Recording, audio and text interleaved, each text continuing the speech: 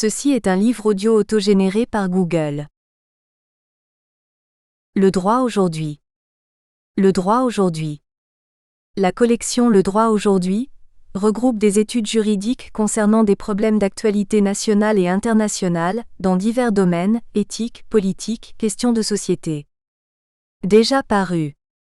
Hadi Azari, la demande reconventionnelle devant la Cour internationale de justice, 2018.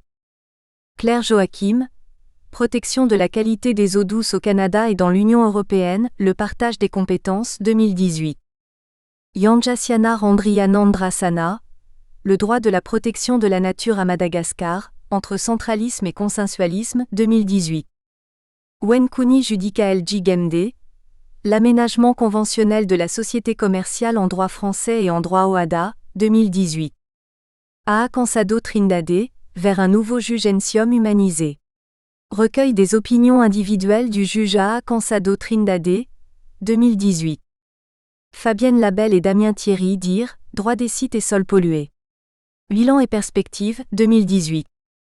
Mustapha Camara, avec la collaboration d'Isabelle Falconer et Samba Thiam, le contentieux du transfert des joueurs devant la FIFA et le tribunal arbitral du sport. Guide juridique pratique, 2017. Marie Pelé et Cédric Sueur, Coord. Questions d'actualité en éthique animale, 2017. Guy Dibang, la recherche de l'équilibre contractuel dans le cautionnement, 2017. David de France, le retour à meilleure fortune, étude en droit des difficultés économiques, 2017. Avant-propos et remerciements.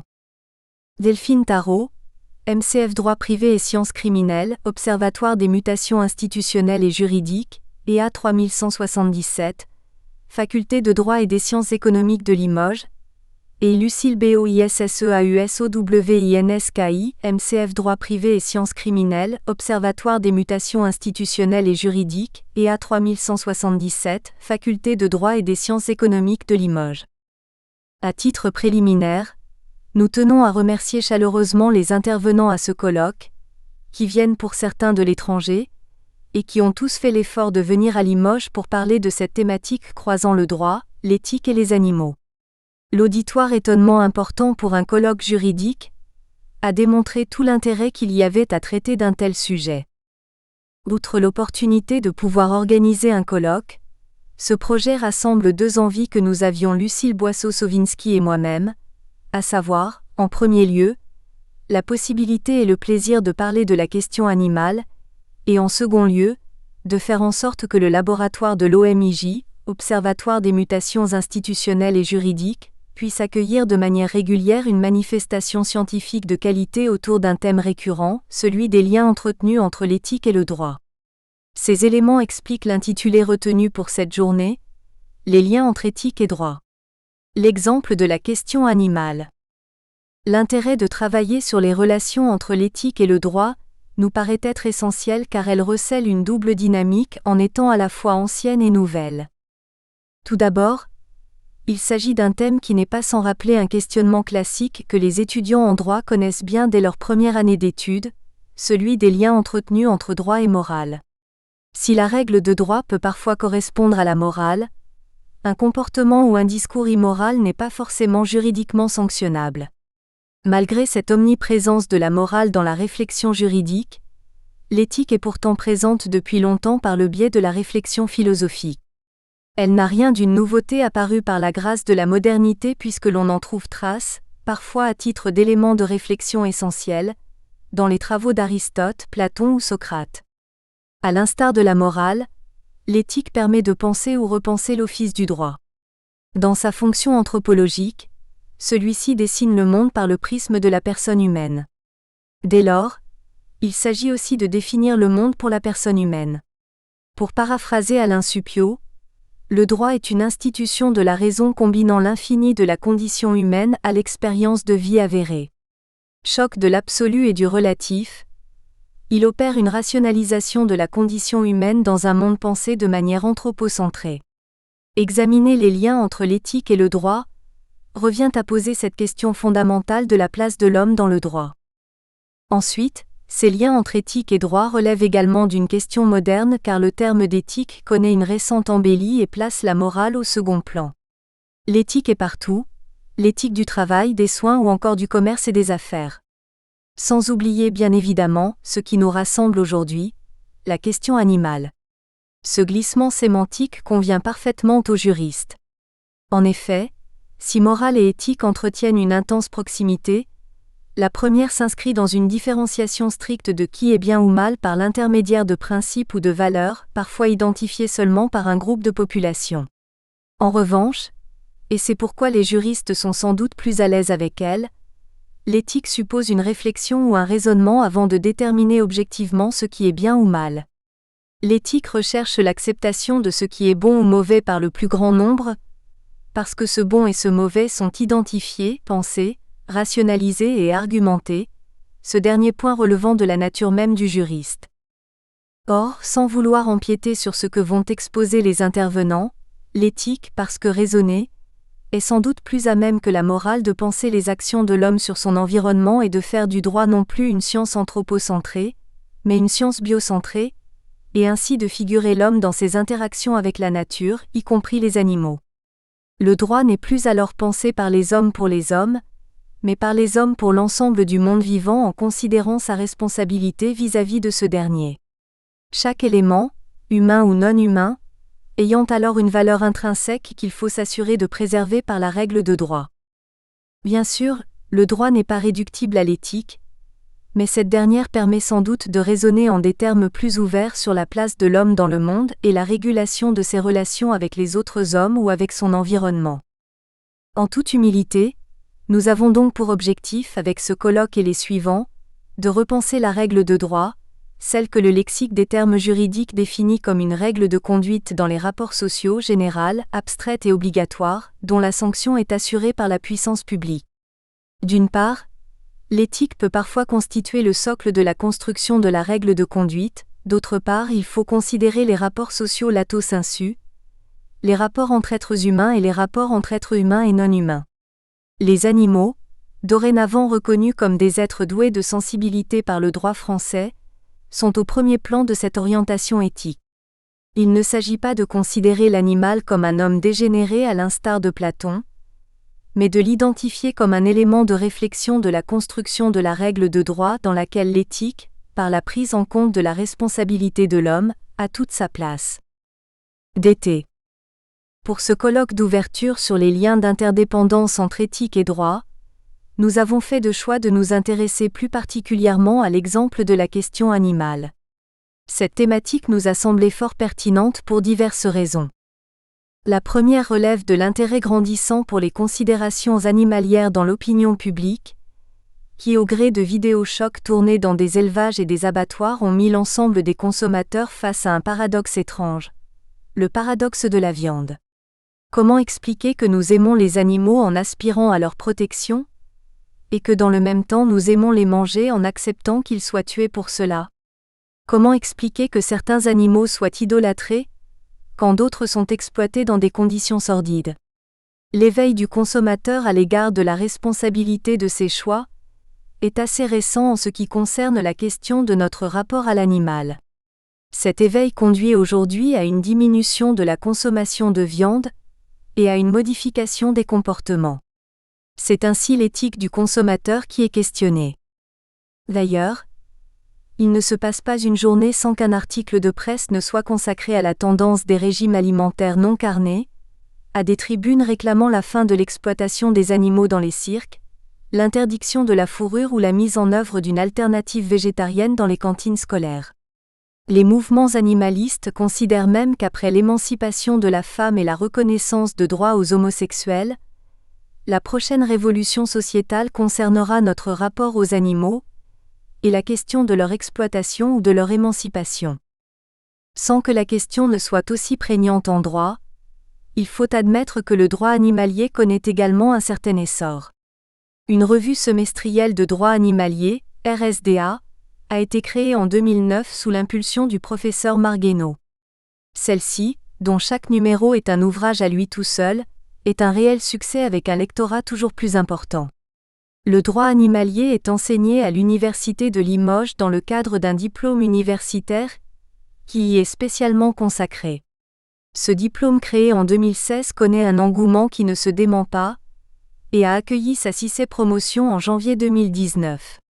Enfin, participant à l'autonomisation du droit animalier, un code de l'animal vient de paraître aux éditions LexisNexis. Ce code regroupe l'ensemble des textes de droit positif relatifs à l'animal au sein d'un même ouvrage, de plus de 1000 pages, ce qui donne une mesure de la diversité et de la densité de cette nouvelle discipline. Le droit relatif à l'animal est quant à lui en pleine évolution. L'une des dernières avancées marquantes est notamment la reconnaissance de la qualité d'être vivant et sensible à l'animal par l'art. 515A14 du Code civil issu de la loi du 16 février 2015. Ces avancées peuvent conduire à considérer que nous sommes désormais à une période charnière de l'évolution de la considération humaine à l'égard de l'animal et du droit animalier. En effet, mettant fin à la réification traditionnelle de l'animal par son extraction de la catégorie des biens, l'article 515A14 du Code civil place l'animal dans une situation de lévitation juridique. Ni bien ni personne, l'animal est autre chose, mais quoi ? Ce statut juridique de l'animal, placé dans une catégorie intermédiaire, ne pourra être que temporaire. C'est ce qui fait dire à de nombreux auteurs que cette réforme ne peut qu'être un point de départ ambitieux, et non un point d'arrivée victorieux.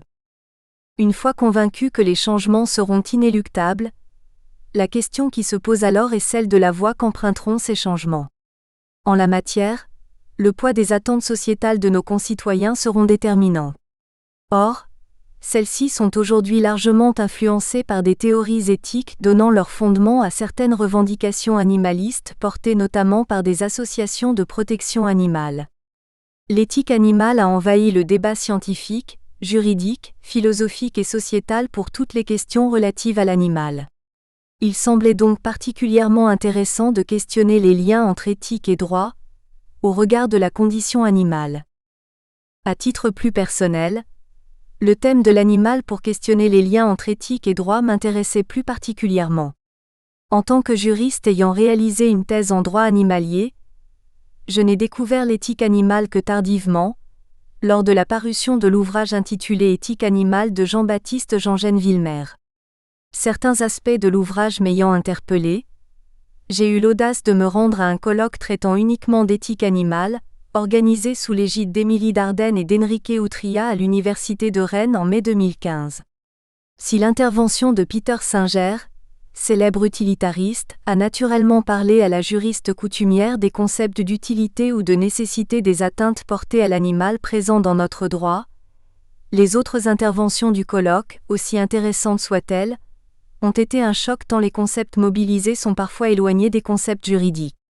L'utilisation de la notion d'empathie comme critère d'organisation d'un rapport différent aux animaux m'avait ainsi laissé pour le moins perplexe. La remise en question ne se fit pas attendre. Les éthiciens feraient-ils reposer leur théorie sur les concepts les plus fous ou serait-ce moi, en tant que juriste, qui ne disposerait pas d'une ouverture d'esprit suffisante pour oser mobiliser des concepts qui sont loin d'être familiers dans le domaine juridique ? Une fois le premier choc passé, une seconde question m'a interpellé. À quoi sert l'éthique au-delà de fonder théoriquement la considération morale que l'on se doit ou non d'avoir à l'égard des animaux ? On le sait, le droit a un pouvoir contraignant. En changeant la règle, on change ce qui est autorisé ou interdit, légal ou sanctionnable. Mais l'éthique, quel est son pouvoir ? Après quelques réflexions, je me suis aperçu que le pouvoir de l'éthique réside dans la conviction de chacun. Au regard du positionnement éthique qu'une personne adoptera, celle-ci opérera ses choix et mobilisera son libre arbitre. Elle acceptera ainsi de s'imposer une règle, sans même que celle-ci ne soit contraignante et juridique. Alors que la force du droit repose dans son pouvoir de contrainte, la force de l'éthique repose dans son pouvoir de conviction. Dès que la conviction en une éthique devient la norme, celle-ci peut même intégrer la sphère juridique de manière à contraindre les plus récalcitrants. C'est ce qui explique que le changement arrive souvent par l'éthique qui, une fois installée, s'accompagne du juridique. L'idée d'étudier les liens entre éthique et droit en ce qui concerne la question animale repose ainsi sur la volonté de confronter des approches différentes d'une même question. L'approche de l'éthique ou même plus exactement celle des éthiques, est l'approche juridique. En effet, l'éthique n'est pas une, les différents courants éthiques reposent sur des critères théoriques différents. LBS. Partie I de l'éthique à la condition juridique.